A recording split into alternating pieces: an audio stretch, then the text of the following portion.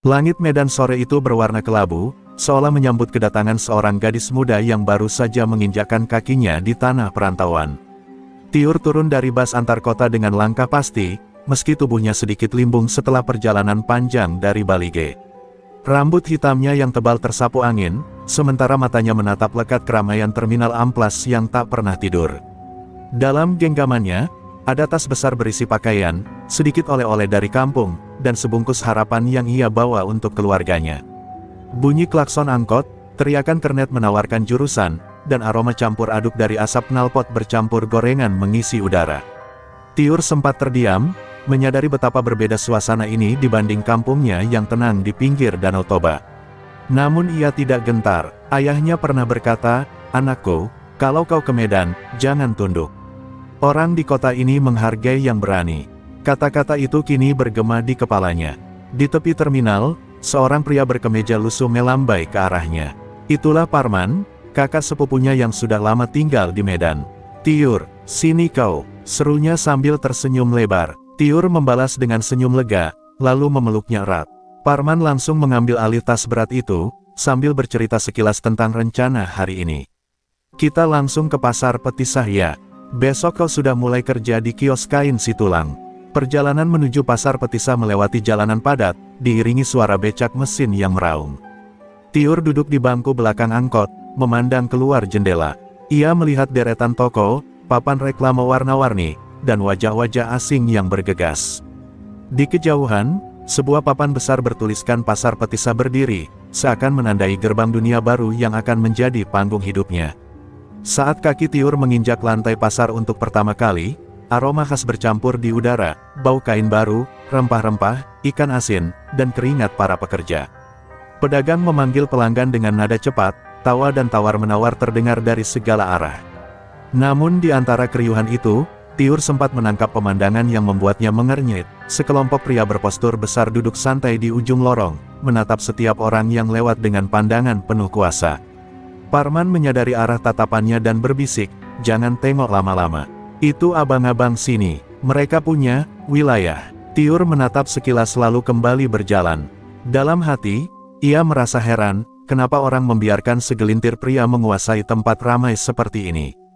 Tapi ia memilih diam, menyimpan rasa penasarannya untuk nanti. Mereka sampai di kios kain milik Tulang, saudara jauh dari pihak ayah. Tulang menyambutnya hangat, memuji kecantikannya, dan langsung memperkenalkan rak-rak kain berwarna cerah yang akan menjadi dunia kerja Tiur. "Besok kau belajar hitung stok sama melayani pembeli. Di sini harus cepat, kalau lambat, pembeli lari," ujarnya sambil terkekeh. Tiur mengangguk mantap. Menjelang senja, Parman mengantar Tiur ke rumah kontrakan kecil tempat ia akan tinggal. Dari jendela kamar mungilnya, Tiur bisa melihat lampu-lampu kota mulai menyala. Di luar, suara pasar masih bergema, sebuah dunia keras dan riuh yang baru mulai ia kenal. Ia menatap keluar sambil berbisik pada dirinya sendiri, "Medan, lihatlah. Aku datang bukan untuk mundur." Dalam diam, sebuah tekad mengeras di dadanya, tanpa ia sadari bahwa hari-hari ke depan akan menguji keberanian itu lebih dari yang pernah ia bayangkan. Pagi pertama Tiur di Medan dimulai dengan suara gaduh dari jalanan. Dari jendela kamarnya, ia melihat deretan becak motor lalu lalang, pedagang asongan berteriak menawarkan dagangan, dan aroma kopi hitam yang menyeruak dari warung dekat gang. Parman sudah menunggu di luar, memanggilnya untuk berangkat ke kios. "Ayo, Tiur." Pagi di Petisah itu cepat sekali berubah jadi siang, serunya sambil menenteng kantong plastik berisi sarapan lontong Medan. Setibanya di pasar Petisah, keriuhan sudah memuncak. Pedagang sayur berteriak memanggil pembeli, suara tawa bercampur adu mulut kecil saat tawar-menawar terjadi, dan lorong-lorong sempit penuh orang yang berdesakan. Tiur berjalan di belakang Parman, matanya tak berhenti menatap sekeliling, rak kain warna-warni, pedagang emas yang sibuk melayani, hingga ibu-ibu yang cekatan mengatur lapak dagangan. Ia merasa seperti sedang berada di jantung kota yang berdenyut tanpa henti. Namun di tengah suasana penuh semangat itu, Tiur tak luput memperhatikan sekelompok pria yang kemarin sempat ia lihat. Mereka masih duduk di ujung lorong, kali ini berbicara dengan nada keras pada seorang pedagang buah. Dari raut wajah sang pedagang, jelas terlihat ketakutan. Salah satu pria itu menepuk-nepuk meja lapak, sementara yang lain tertawa kecil, seolah menikmati kekuasaan mereka. Parman segera menarik Tiur menjauh, "Jangan ikut campur, ini urusan orang sini." Di kios kain tulang, Tiur mulai belajar menata gulungan kain. Tangannya lincah, dan senyumnya membuat pembeli betah. "Ah, anak ini nanti bisa laris kalau jaga kios sendirian," kata Tulang sambil menepuk bahunya. Tiur membalas dengan tawa kecil, tapi pikirannya masih tersangkut pada pemandangan tadi. Bagaimana mungkin semua orang bisa diam melihat ketidakadilan di depan mata? Menjelang siang, seorang pedagang sayur bernama Inang Sari mampir ke kios untuk membeli kain gorden. Sambil memilih, ia bercerita lirih, "Hati-hati kau, Namboru, di sini ada abang-abang yang suka minta uang keamanan. Kalau tak dikasih, lapak bisa rusak." Tiur mengangguk, pura-pura tidak terlalu kaget, tapi dalam hatinya mulai muncul bara kecil, rasa ingin melindungi orang-orang seperti Inang Sari. Saat matahari mulai condong, lorong pasar menjadi semakin padat. Suara musik dangdut dari radio tua bercampur dengan panggilan pedagang dan derit troli barang. Tiur mulai terbiasa dengan hiruk-pikuk itu, tapi ia tahu di balik semua keriuhan ini ada sesuatu yang kelam, sesuatu yang tak semua orang berani bicarakan. Pandangan matanya secara refleks kembali mencari kelompok pria yang menguasai lorong tadi. Sebelum pulang, Tiur berdiri sejenak di pintu kios, mengamati arus manusia yang datang dan pergi. Di kejauhan, salah satu preman meliriknya sebentar, senyum miring muncul di bibirnya. Tatapan itu bukan sekadar iseng, tapi seperti ancaman halus. Tiur tidak menunduk, ia balas menatap, dingin, tanpa kata-kata. Untuk pertama kalinya, ada sesuatu di udara pasar yang berubah. Di perjalanan pulang, Parman menatap adiknya yang diam saja. "Jangan bikin masalah, Tiur. Kau masih baru di sini," ucapnya setengah memohon. Tiur hanya menjawab singkat, "Aku tak suka lihat orang diinjak." Kata-kata itu keluar pelan, tapi mantap, seolah menjadi janji pada dirinya sendiri. Dan janji itu, tanpa ia sadari, akan segera mengubah jalan hidupnya di pasar Petisah. Hari itu matahari bersinar terik, membuat udara di lorong-lorong pasar Petisah semakin panas dan pengap.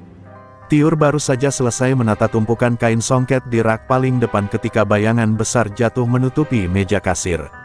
Ia mengangkat kepala, dan di depannya berdiri 3 pria berpostur kekar dengan tatapan tak bersahabat. Di antara mereka, seorang pria bertubuh paling tinggi dengan tato di leher tersenyum tipis. "Cantik kali yang jaga kios ini," ujarnya sambil melirik Tiur dari kepala sampai kaki. Parman yang berada di ujung kios buru-buru mendekat. Wajahnya pucat. "Bang, ini anak baru, saudaraku," katanya dengan nada gugup. Tapi pria bertato itu hanya terkekeh pelan, lalu menepuk meja. "Kau tahu aturan di sini kan? Semua kios di lorong ini harus setor uang keamanan. Biar aman, biar lancar, paham?" Suaranya tenang, tapi mengandung ancaman yang jelas. Tiur menatap mereka tanpa mengedip. Ada rasa ingin takut, tapi hatinya menolak untuk tunduk. "Keamanan? Dari siapa? Dari kalian?" tanyanya datar, membuat Parman terkejut dan Tulang yang sedang membungkus kain langsung menghentikan gerakannya. Lorong di sekitar mereka seakan ikut terdiam, beberapa pedagang melirik dari jauh, tapi tak seorang pun berani mendekat. Pria bertato itu tersenyum lebar, namun matanya dingin. "Kau pintar bicara rupanya, tapi di sini, yang pintar bicara belum tentu panjang umurnya." Ia mendekat, membuat jarak di antara mereka hanya sejengkal. Tiur tetap menegakkan bahunya, menatap balik dengan tatapan tajam khas perempuan Batak yang tidak suka diperlakukan rendah. "Kalau mau uang, kerja. Jangan peras orang yang lagi berjuang cari makan," kata Tiur pelan tapi jelas, cukup keras untuk terdengar oleh beberapa pedagang di kios sebelah. Ucapan itu membuat 2 anak buah pria bertato spontan melangkah maju, tapi ia mengangkat tangannya, memberi isyarat untuk mundur. Ada sesuatu dalam tatapan Tiur yang membuatnya memilih untuk tidak langsung meledak. Parman menarik Tiur ke belakang, berbisik cepat, "Kau mau mati, hah?" Tapi Tiur hanya mengangkat dagunya sedikit. "Kalau semua orang diam, mereka akan terus begitu," balasnya lirih. Dalam hati, Parman tahu adiknya keras kepala, tapi ia juga merasa ngeri membayangkan apa yang akan terjadi setelah ini.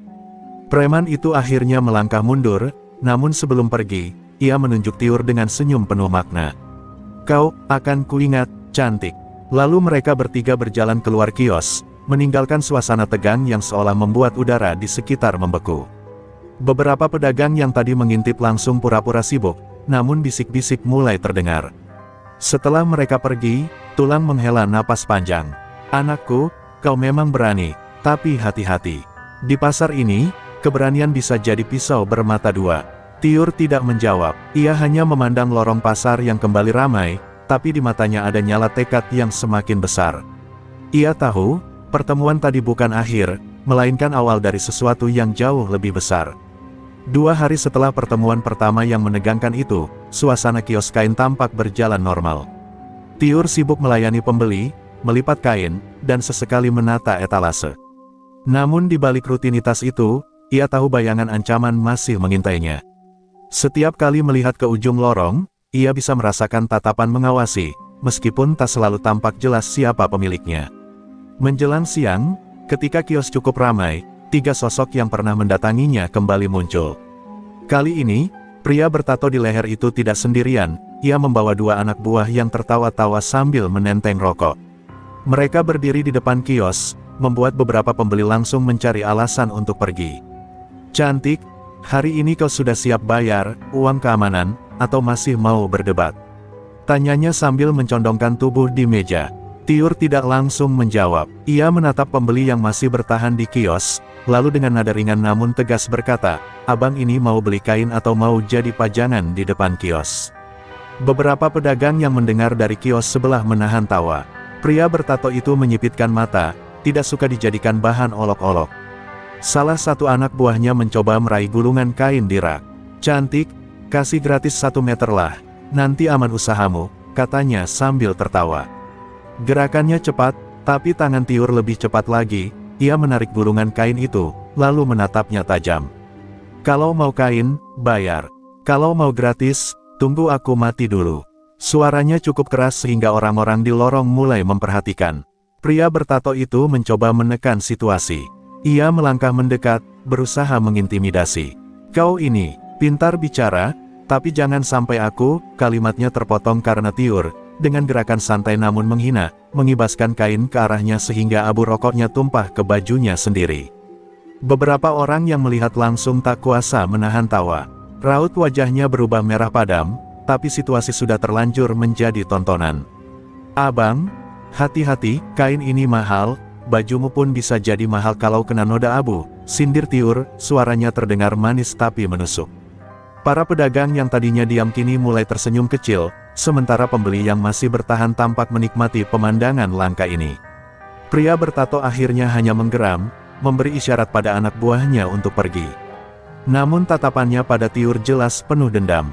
Setelah mereka menghilang di kerumunan, Parman muncul dengan wajah pucat.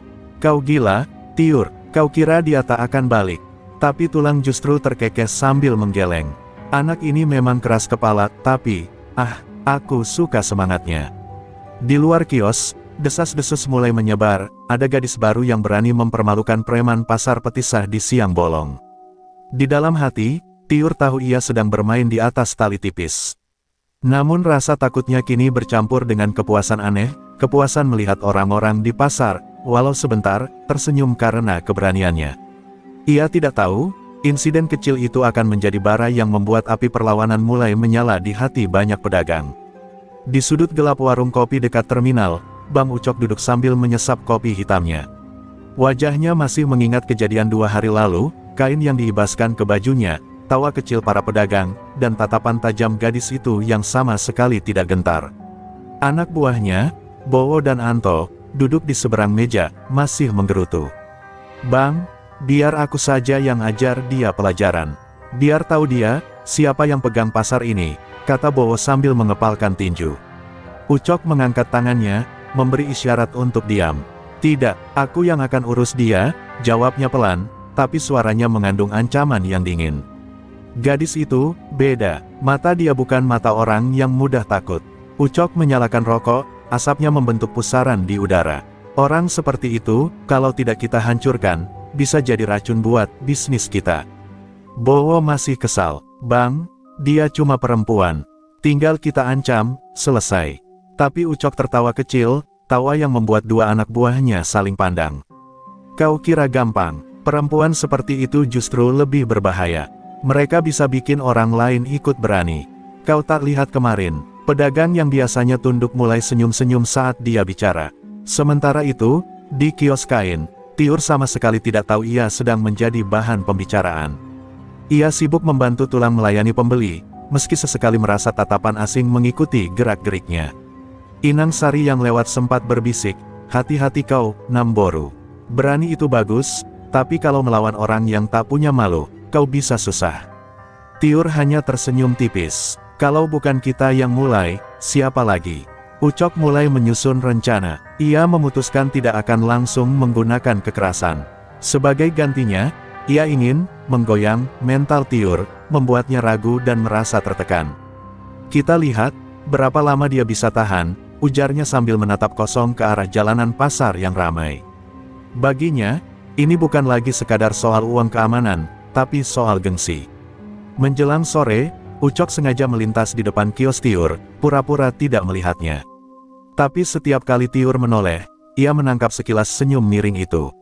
Senyum yang tidak ramah, tapi juga tidak sepenuhnya ancaman. Lebih seperti permainan yang baru dimulai. Tiur merasakan bulu kuduknya berdiri, namun ia membalas tatapan itu dengan tenang, seolah ingin mengatakan, "Aku tidak akan lari." Parman, yang memperhatikan interaksi diam-diam, itu mulai benar-benar khawatir. "Tiur, kau jangan terpancing. Dia itu licik. Kalau sudah penasaran, dia tak akan berhenti sampai kau jatuh," ucapnya setelah Ucok berlalu. Tapi Tiur hanya menghela napas. "Kalau dia mau main, kita lihat siapa yang menyerah duluan." Di balik keramaian pasar, sebuah permainan berbahaya telah dimulai. Ucok melihatnya sebagai tantangan pribadi, Tiur melihatnya sebagai ujian harga diri. Dan pasar yang selalu riuh kini menyimpan ketegangan tipis, seperti udara sebelum hujan besar turun. Pagi itu pasar Petisa seperti biasa dipenuhi suara riuh. Tiur sudah siap di kios sejak matahari baru menembus sela-sela atap seng. Ia sedang melipat kain batik ketika dari kejauhan terdengar suara ribut di lorong sayur. Suara seorang pria kasar terdengar jelas, diiringi nada memohon seorang wanita. Naluri Tiur langsung tergerak, apalagi ia mengenali suara itu, Inang Sari, pedagang sayur yang kemarin memberinya peringatan. Ia melangkah cepat menuju sumber suara, mengabaikan teriakan Parman yang mencoba menghentikannya. Di depan lapak Inang Sari, dua anak buah Ucok berdiri menghadang. "Cepatlah, Inang, kami tak punya waktu." "Uangnya mana?" kata Bowo sambil mengetuk-ngetuk meja kayu. Inang Sari bergetar, memeluk dompet lusuhnya. "Belum ada, Nak, baru jual sedikit tadi pagi." Tanpa pikir panjang, Tiur berdiri di samping Inang Sari. "Kalau belum ada, tunggu sajalah. Masa orang baru buka lapak sudah kau minta uang?" Suaranya lantang, cukup keras untuk menarik perhatian beberapa pedagang dan pembeli di sekitar. Bowo menoleh, matanya menyipit. "Kau lagi, jangan ikut campur, cantik. Ini urusan kami." Tiur tidak mundur. Ia melipat tangannya di dada, menatap Bowo tanpa gentar. "Kau pikir aku takut? Kalau kalian memang laki-laki, carilah uang dengan kerja, bukan ambil dari perempuan yang cuma jual sayur." Beberapa orang di sekitar mulai berbisik, sebagian tersenyum tipis melihat keberanian Tiur. Anak buah Ucok jelas tidak suka, tapi mereka ragu untuk langsung bertindak karena sorotan mata puluhan orang kini tertuju pada mereka. Bowo mencoba menertawakan situasi, berusaha menutupi rasa malunya. "Kau ini banyak kali cakapnya. Hati-hati, cantik, lidahmu bisa bikin celaka." Tapi Tiur justru melangkah setengah langkah maju. "Kalau kalian sentuh lapak ini lagi, bukan hanya lidahku yang bergerak. Tanganku pun bisa," ucapnya dengan nada datar, membuat beberapa ibu-ibu pedagang sayur tertawa kecil. Situasi semakin panas ketika Anto, anak buah lain, hendak mendekat. Tapi tiba-tiba suara berat Ucok terdengar dari ujung lorong. "Sudah, kalian pergi." Ia muncul dengan wajah datar, menatap Tiur lama sebelum tersenyum tipis. "Kau lagi-lagi buat aku penasaran, cantik. Kita lihat seberapa lama kau bisa berdiri tegak di sini." Lalu ia berbalik pergi, diikuti kedua anak buahnya. Inang Sari langsung memeluk Tiur sambil berterima kasih dengan mata berkaca-kaca. "Kau ini seperti anakku sendiri, Namboru. Tuhan memberkatimu." Tiur hanya tersenyum tipis, meski di dalam dadanya jantung berdebar kencang. Ia sadar, tindakannya barusan seperti menamparkan geng Ucok di depan seluruh pasar. Kabar kejadian itu menyebar cepat. Dalam waktu kurang dari 1 jam, hampir semua lorong tahu tentang gadis baru yang berani menghalau pemalak di lapak sayur. Tiur tidak tahu apakah ia baru saja membuat langkah paling benar, atau paling berbahaya dalam hidupnya. Sejak pagi, Tiur merasakan udara pasar Petisah berbeda. Bukan karena cuaca, tapi karena tatapan. Dari saat ia tiba di kios, ia bisa merasakan mata-mata yang mengikutinya. Kadang dari ujung lorong, kadang dari kerumunan pembeli. Mereka tidak berbicara, hanya mengamati, tapi itu sudah cukup untuk membuat hawa pasar terasa berat. Parman yang menyadarinya lebih dulu langsung mendekat. "Tiur, kau harus lebih hati-hati. Sejak kemarin sore, anak buah Ucok mondar-mandir di sekitar kios. Itu tanda mereka tidak suka dengan apa yang kau lakukan," katanya pelan. Tiur menegakkan punggungnya, mencoba tersenyum seolah tidak terpengaruh. "Kalau mereka mau melihat, biarlah. Aku tidak akan sembunyi." Menjelang siang, dua anak buah Ucok lewat perlahan di depan kios. Mereka tidak masuk, tapi tatapan mereka seperti belati.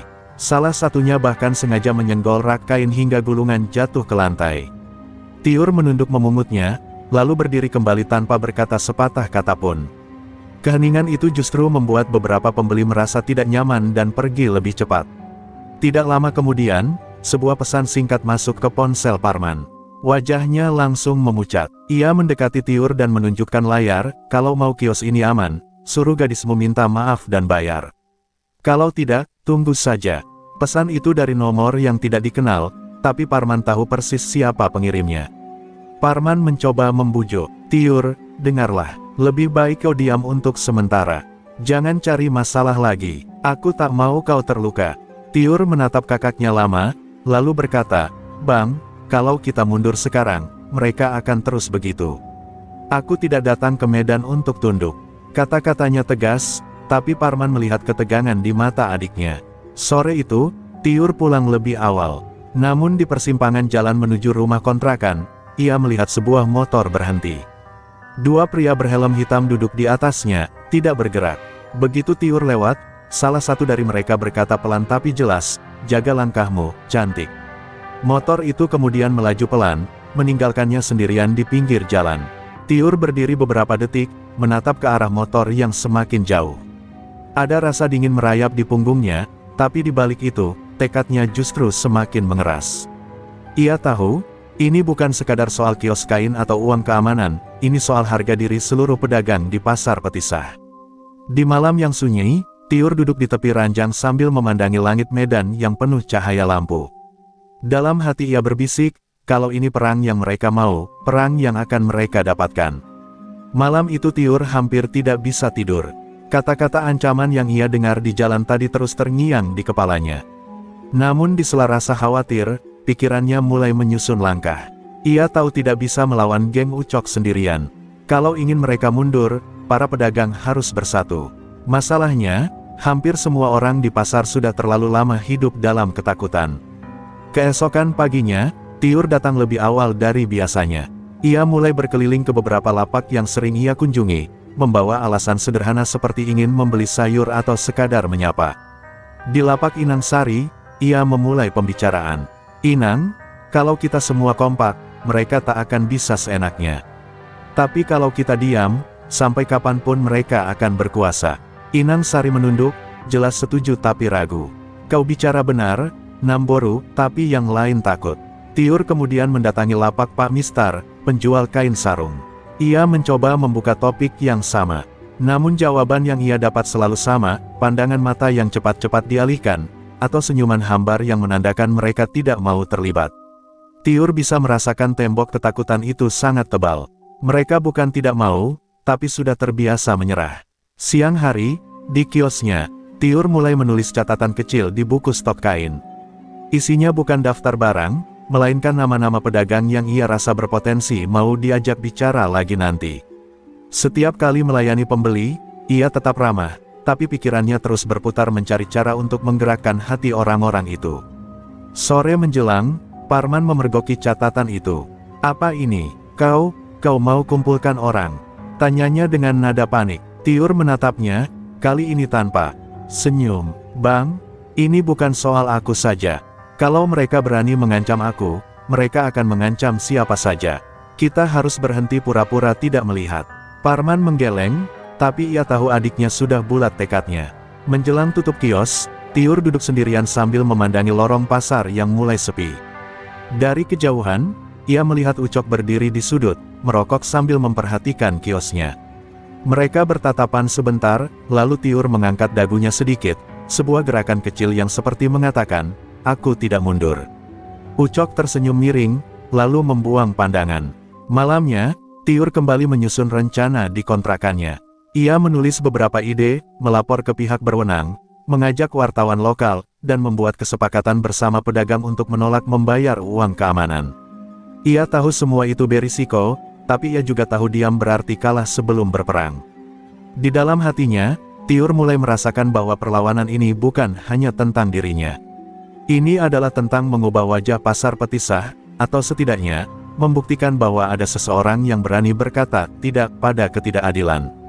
Dan jika harus berdiri sendiri, ia siap melakukannya. Malam itu, pasar Petisah sudah sepi. Hanya ada suara langkah tikus di antara kios-kios dan derit seng ketika angin malam berhembus. Tiur masih membereskan kain di kiosnya, menunda pulang karena ingin memastikan stok tersusun rapi untuk esok hari. Parman sudah berkali-kali mengingatkan agar ia pulang lebih awal, tapi Tiur tetap bertahan, merasa harus menjaga kiosnya. Lampu neon di lorong tiba-tiba berkedip-kedip sebelum redup. Hanya satu lampu yang tersisa, menyinari kios Tiur dengan cahaya kekuningan. Dari arah ujung lorong, terdengar suara sepatu menghentak aspal. Perlahan, 3 sosok muncul. Mereka tidak terburu-buru, langkahnya santai tapi penuh makna. Tiur langsung mengenali salah satunya, Bona, tangan kanan Ucok. "Cantik, sendirian malam-malam begini. Nggak takut?" Bona membuka percakapan dengan nada meremehkan. Dua pria di belakangnya tertawa pendek. Tiur berdiri tegak di depan kiosnya, berusaha menjaga ekspresi tetap tenang meski jantungnya berdegup kencang. "Kalau takut, aku sudah lari dari kemarin," jawabnya datar. Bona berjalan mendekat, jaraknya kini hanya 1 meter dari Tiur. Tangannya menyentuh gulungan kain, menarik salah satunya seolah ingin melihat. "Sayang sekali kalau kios cantik ini sampai rusak," ucapnya pelan, menekankan kata terakhir. Salah satu temannya menendang kotak stok di pojok, membuat bunyi keras yang memecah keheningan lorong. Tiur mencoba bertahan, tapi saat salah satu dari mereka melangkah ke dalam kios, ia memegang sapu gagang besi di dekatnya. "Keluar dari sini," katanya dengan suara tegas. Bona tertawa sinis. "Wih, berani juga, tapi ingat, di pasar ini, semua tunduk pada kami." Kalimat itu diikuti dorongan keras kerak kain, membuat beberapa gulungan jatuh ke lantai. Tanpa pikir panjang, Tiur mengayunkan sapu besi itu ke arah lengan Bona. Benturan terdengar nyaring, membuat Bona mengumpat kesakitan. Dua temannya langsung maju, tapi Tiur mundur selangkah, menjaga jarak sambil mengacungkan sapu seperti tongkat. "Kalian pikir semua orang akan diam selamanya?" teriaknya, suaranya menggema di lorong kosong. Tegangannya memuncak ketika dari ujung lorong tiba-tiba terdengar suara langkah cepat. Parman datang dengan wajah panik, membawa balok kayu di tangannya. "Lepaskan adikku," serunya. Bona dan kawan-kawan saling pandang, lalu mundur perlahan sambil menggeram. "Ini belum selesai, cantik," kata Bona sebelum mereka menghilang di kegelapan. Tiur berdiri terengah-engah, tangannya masih memegang sapu dengan erat. Ia tahu malam itu hanyalah awal. Ancaman yang sebenarnya baru saja dimulai. Dan entah kenapa, di balik rasa takutnya, ada api yang justru semakin menyala. Keesokan paginya, suasana pasar Petisah terasa aneh. Para pedagang berbisik-bisik, sebagian melirik ke arah kios Tiur dengan ekspresi khawatir. Tiur berusaha tetap bekerja seperti biasa, tapi ia bisa merasakan tatapan-tatapan itu seperti jarum menusuk punggungnya. Ia tahu kabar bentrok tadi malam pasti sudah menyebar. Menjelang siang, seorang pria berpakaian rapi mendekati kiosnya. "Permisi, Mbak Tiur ya. Bos mau ketemu," katanya sambil menyodorkan kartu nama lusuh bertuliskan, "Ucok, pengusaha keamanan pasar." Tiur menatapnya lama sebelum menjawab, "Bilang saja aku sibuk." Namun pria itu tersenyum tipis. "Bos janji nggak akan lama, dan kalau Mbak nggak datang, ya, mungkin urusan kios ini bisa jadi panjang." Akhirnya, Tiur setuju. Ia diajak ke sebuah warung kopi di belakang pasar. Di sana, Ucok sudah duduk santai, mengenakan kemeja hitam, rokok di tangan, dan senyum yang entah kenapa justru membuat bulu kuduk merinding. "Ah, ini dia gadis pemberani yang bikin anak buahku keder," katanya ramah, tapi matanya tajam. Ucok menawarkan segelas kopi, lalu mulai berbicara seolah-olah mereka sedang membicarakan kerja sama bisnis. Aku nggak mau ribut, Tiur. Pasar ini harus aman. Tapi kalau kau bikin masalah, ya aku terpaksa pakai cara yang nggak enak. Kemudian ia mengeluarkan sebuah foto dari saku kemejanya, gambar Tiur memegang sapu besi, diambil dari jarak jauh malam sebelumnya. Lihat, kalau foto ini sampai ke polisi, kau bisa dibilang mengancam dengan senjata. Tiur menahan napas, menyadari ini bukan sekadar ancaman biasa. Ucok sedang mencoba memutar balik keadaan agar dirinya terlihat sebagai pelaku, bukan korban. Kau licik, ucap Tiur pelan. Ucok tersenyum puas. Bukan licik, cerdas. Jadi, mau kiosmu aman? Bayar saja, anggap ini biaya perlindungan. Tiur menatapnya lama, menimbang pilihan.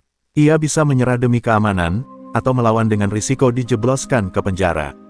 Saat itu, Parman tiba-tiba muncul di warung, wajahnya tegang. Ucok, jangan pikir kau bisa seenaknya. Kami punya saksi, katanya lantang. Ucok menoleh, lalu terkekeh. Saksi bisa dibungkam, asal harganya pas. Pertemuan itu berakhir tanpa kesepakatan.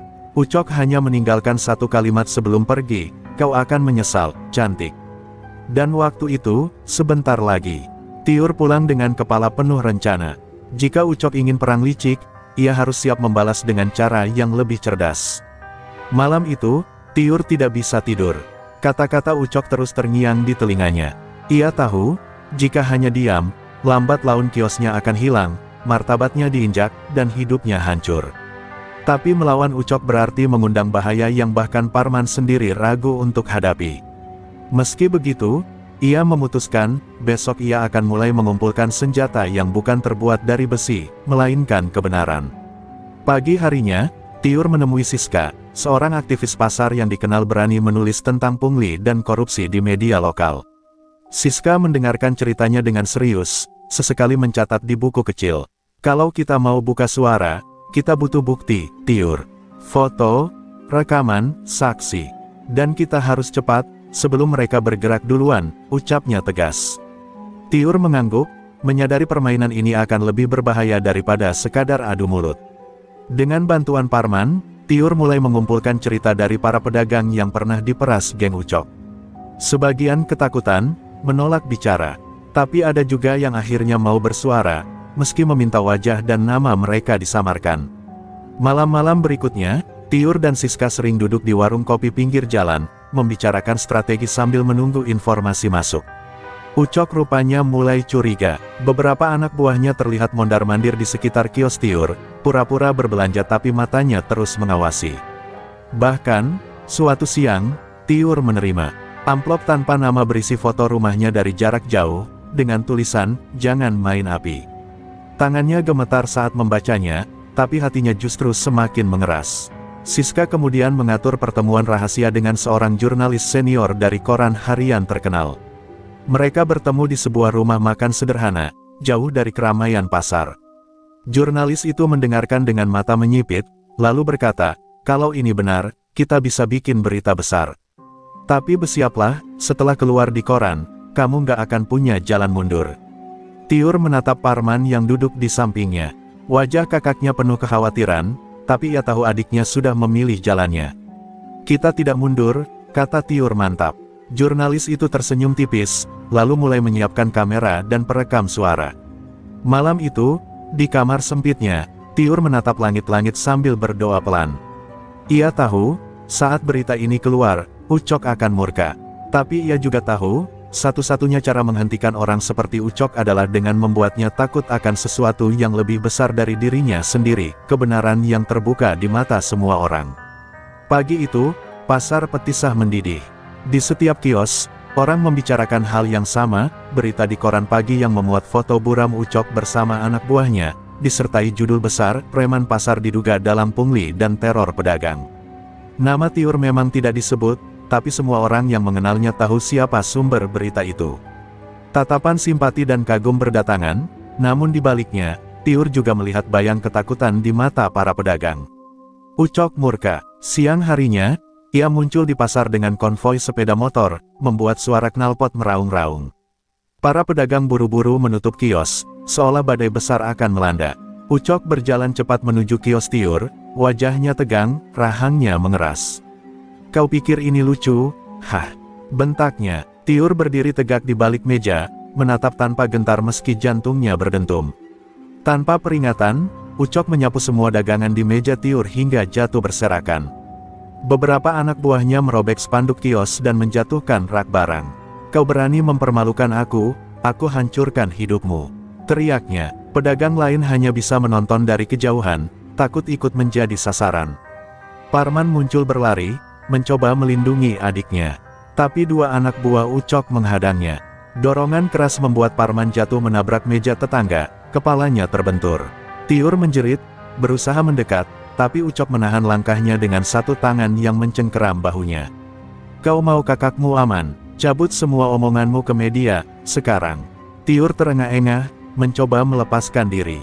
"Tidak, dunia harus tahu siapa kamu sebenarnya." Jawabannya membuat Ucok semakin marah. Ia mendorong Tiur hingga hampir terjatuh, lalu memberi isyarat kepada anak buahnya. Dua orang langsung mendekat, menyeret Parman keluar pasar. "Kau punya waktu sampai malam untuk berubah pikiran. Kalau tidak, kakakmu pulang tinggal nama," kata Ucok dingin sebelum pergi. Pasar kembali sunyi setelah konvoi Ucok meninggalkan lokasi. Tiur berlutut, memungut dagangan yang berserakan dengan tangan gemetar. Air matanya jatuh, bukan karena takut, tapi karena amarah. Kali ini, taruhannya bukan hanya kios atau reputasi, tapi nyawa Parman. Di kepalanya, satu tekad terbentuk, jika Ucok ingin perang, maka ia akan membalas, dan kali ini, ia tidak akan bermain setengah-setengah. Langit sore menggantung kelabu, seakan ikut merasakan kegelisahan Tiur. Parman entah di mana, dan batas waktu yang diberikan Ucok semakin dekat. Tiur memutuskan ia tidak bisa bergerak sendirian. Ia kembali menemui Siska di sebuah kafe kecil di pinggir kota. Dengan suara tercekat, Tiur menceritakan kejadian siang tadi. Siska menatapnya tajam. "Kalau kita mau selamatkan Parman, kita harus cepat. Aku kenal satu polisi yang masih idealis. Dia benci preman, tapi kita harus bawa bukti yang kuat," katanya. Tanpa buang waktu, mereka menghubungi Pak Arifin, seorang perwira polisi yang pernah membongkar kasus perdagangan gelap di pelabuhan. Pertemuan dilakukan di sebuah rumah makan yang lampunya redup, jauh dari keramaian. Pak Arifin mendengarkan dengan rahang mengeras, lalu berkata, "Kalau benar Parman disekap, aku bisa turunkan tim. Tapi Ucok licin, dia punya banyak mata-mata, sekali salah langkah, nyawa adikmu taruhannya." Siska mengeluarkan ponselnya, memutar rekaman suara ancaman Ucok yang berhasil direkam Tiur tadi siang. Suara Ucok terdengar jelas, "Kalau tidak cabut omonganmu, kakakmu pulang tinggal nama." Pak Arifin mengangguk pelan. "Ini cukup untuk memulai gerakan," ucapnya. Namun ia tetap memperingatkan, menyelamatkan Parman malam ini akan jadi operasi liar. "Tidak semua anggota mau ikut, tapi aku punya beberapa orang yang bisa dipercaya." Sementara itu, di sebuah gudang tua di pinggir kota, Parman duduk di kursi dengan tangan terikat. Dua preman berjaga di pintu, merokok sambil tertawa pelan. Meski kepalanya nyut-nyutan, Parman terus mengulang dalam hati, "Tiur pasti datang. Dia pasti mencari aku." Kembali di kafe, Tiur menatap jam. Waktu menunjukkan pukul 19.45. Hanya tinggal beberapa jam sebelum tenggat yang diberikan Ucok. Siska mengusulkan rencana, mereka akan memancing sebagian anak buah Ucok keluar dengan membuat kegaduhan di pasar, sementara Pak Arifin dan tim kecilnya bergerak menuju gudang. Tiur langsung setuju, meski sadar dirinya akan menjadi umpan. Sekitar pukul 21, Tiur sudah berdiri di tengah pasar yang setengah gelap. Lampu-lampu kios yang biasanya terang kini mati, menyisakan suasana seperti kota mati. Ia memegang pengeras suara bekas, lalu mulai berteriak lantang, "Ucok, kalau kau laki-laki, hadapilah aku di sini. Jangan sembunyi di balik anak buahmu." Suaranya menggema di lorong-lorong pasar. Teriakan itu berhasil. Beberapa sepeda motor meraung dari ujung jalan, suara knalpotnya memecah kesunyian. Dari kejauhan, Tiur melihat siluet-siluet besar mendekat, anak buah Ucok. Sementara mereka bergerak menuju pasar, jauh di sisi lain kota, sebuah mobil tanpa tanda polisi meluncur cepat menuju gudang tempat Parman disekap. Malam itu, detak jantung Tiur berpacu dengan jarum jam. Ia tahu, satu kesalahan saja, nyawa Parman, dan mungkin dirinya, akan melayang. Deru sepeda motor anak buah Ucok semakin dekat. Tiur berdiri tegak di tengah jalan pasar yang sepi, keringat dingin membasahi tengkuknya. Di genggaman tangan kanannya, ia memegang sebuah batu besar, bukan untuk bertarung, tapi untuk memberi sinyal jika saatnya kabur. Matanya terus mengawasi setiap gerak mereka, mencoba menilai seberapa banyak orang yang dikerahkan malam itu. Di sisi lain kota, mobil hitam tanpa lampu utama berhenti beberapa meter dari gudang tua. Pak Arifin mengangkat tangannya, memberi isyarat diam kepada 3 anggotanya. "Kita masuk dari sisi belakang. Jangan ada suara," bisiknya. Mereka lalu merunduk, bergerak cepat di antara tumpukan peti dan semak liar yang mengelilingi gudang. Di dalam gudang, Parman sudah mulai lemas. Kepalanya terasa berat, dan napasnya tersengal. Ia berusaha mengatur pikiran, tapi setiap bunyi kecil di luar membuatnya cemas. 2 penjaga masih duduk santai sambil bermain kartu, tak sadar bahwa jaring mulai merapat. Kembali di pasar, Tiur mulai berteriak lagi, memancing amarah. Ucok cuma berani sama orang lemah. Sama perempuan pun dia takut. Teriakan itu membuat salah satu preman langsung turun dari motornya, mendekat dengan wajah memerah. "Kau pikir nyawamu aman malam ini?" bentaknya. Tiur pura-pura mundur, memberi ruang agar semakin banyak dari mereka yang masuk ke perangkap rencana Siska. Tepat saat itu, Siska yang bersembunyi di sudut kios menyalakan petasan besar yang suaranya memekakkan telinga. Dentuman keras membuat sebagian preman terkejut dan berpencar, tak sadar bahwa itu hanya pengalihan. Sementara itu, di gudang, Pak Arifin dan timnya berhasil membekap salah satu penjaga dari belakang, menjatuhkannya tanpa suara. Penjaga kedua yang kaget langsung meraih senjata tajam, tapi salah satu anggota tim menendangnya hingga terjatuh. Parman, yang nyaris tak percaya dengan apa yang dilihatnya, merasakan tali di tangannya dipotong. "Tiur, dia di luar sana," tanyanya lirih. "Dia memancing mereka. Kita harus cepat keluar sebelum yang lain kembali," jawab Pak Arifin singkat. Di pasar, Tiur mulai kelelahan. Nafasnya memburu, tapi ia terus menahan posisi. Saat ia hendak berbalik, dari arah ujung jalan muncul seseorang dengan langkah tegap, Ucok sendiri. Matanya menyala penuh kebencian, dan bibirnya melengkungkan senyum sinis. "Akhirnya, kita ketemu, Tiur," ucapnya pelan namun menusuk. Malam itu, permainan kucing dan tikus berubah menjadi tatap mata langsung antara Tiur dan Ucok, tepat saat Parman dan tim penyelamat berusaha keluar dari sisi lain kota. Satu langkah salah, semua rencana akan runtuh. Ucok berjalan perlahan ke arah Tiur, setiap langkahnya seperti pukulan gendang di dada. Pasar yang tadinya riuh oleh suara motor kini hening, hanya suara gesekan sandal Ucok di aspal yang terdengar. Tiur berdiri tegak, meski lututnya mulai terasa lemas. Dalam kepalanya, ia tahu waktu sangat sedikit, Parman mungkin sudah selamat, atau mungkin malah tertangkap lagi jika ia salah gerak. "Berapa nyali yang kau punya?" "Hah?" tanya Ucok dengan suara rendah tapi penuh ancaman. Tangannya yang besar memegang sebilah pisau lipat, membuka dan menutupnya berulang kali, seakan menikmati ketegangan itu. Tiur menatap tajam, berusaha menyembunyikan rasa takut. "Cukup untuk berdiri di sini, meski semua orang di pasar ini bertekuk lutut padamu," balasnya. Ucok tertawa pendek, tapi matanya tetap dingin. "Kau pikir orang-orang ini akan mengingatmu sebagai pahlawan? Tidak, mereka akan mengingatmu sebagai gadis bodoh yang mati sia-sia." Ia mendekatkan wajahnya, hingga napas panasnya terasa di pipi Tiur. "Sebut saja aku pengecut, tapi kalau aku mau, malam ini nyawamu hilang." Di kejauhan, Tiur sempat melihat Siska memberi isyarat dengan gerakan tangan. Itu artinya Pak Arifin sudah membawa Parman menjauh. Lega sekejap itu memberi Tiur keberanian tambahan. "Kalau memang mau bunuh aku, lakukan sekarang," ucap Tiur, kali ini suaranya tegas. "Tapi pastikan kau siap ketika semua orang melihat siapa Ucok sebenarnya," seorang preman yang gemetar menghadapi seorang perempuan. Ucok mematung. Kata-kata itu menamparkan harga dirinya. Amarahnya membuncah, tapi ada keraguan di matanya, keraguan yang disadari Tiur sebagai celah. Tiba-tiba, Tiur menjatuhkan batu yang tadi ia genggam, memukul keras ujung sepeda motor di sebelahnya hingga alarmnya meraung. Suara bising itu memecah keheningan dan membuat beberapa preman lain panik. Dalam kekacauan itu, Tiur mundur cepat ke arah Siska. Ucok mencoba mengejar, tapi beberapa pedagang yang selama ini diam tiba-tiba menutup jalan dengan gerobak dan meja kayu, menghalangi langkahnya. "Cukup, Cok, ini pasar kita, bukan tempat terormu lagi," teriak salah satu pedagang yang biasanya takut. Ucok mengamuk, menendang dan mendorong apa saja yang menghalangi. Tapi semakin ia berusaha, semakin banyak orang yang berani berdiri di depannya. Untuk pertama kalinya, posisi sang penguasa pasar itu goyah. Tiur, yang sudah sampai di sudut aman, menatapnya sekali lagi, tatapan penuh janji bahwa ini belum selesai. Malam itu, pasar Petisah tidak lagi milik Ucok sepenuhnya. Retakan sudah terbentuk, dan Tiur tahu hanya butuh satu pukulan lagi untuk menjatuhkannya sepenuhnya. Fajar menyingsing dengan warna merah pucat di atas pasar Petisah, seolah langit tahu bahwa hari ini akan ada darah yang tumpah, entah darah keberanian, atau darah kekalahan.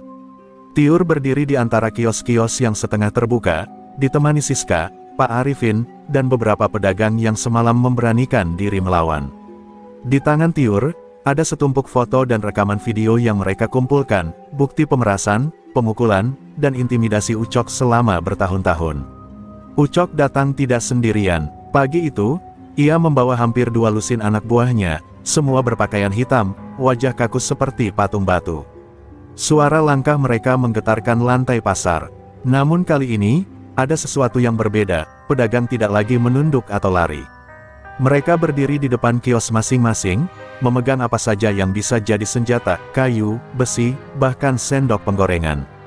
"Bubar sebelum kalian jadi tontonan," teriak Ucok, suaranya menggema. Tapi bukannya takut, seorang pedagang tua maju dan melemparkan amplop berisi uang kotor ke tanah, tepat di depan kakinya.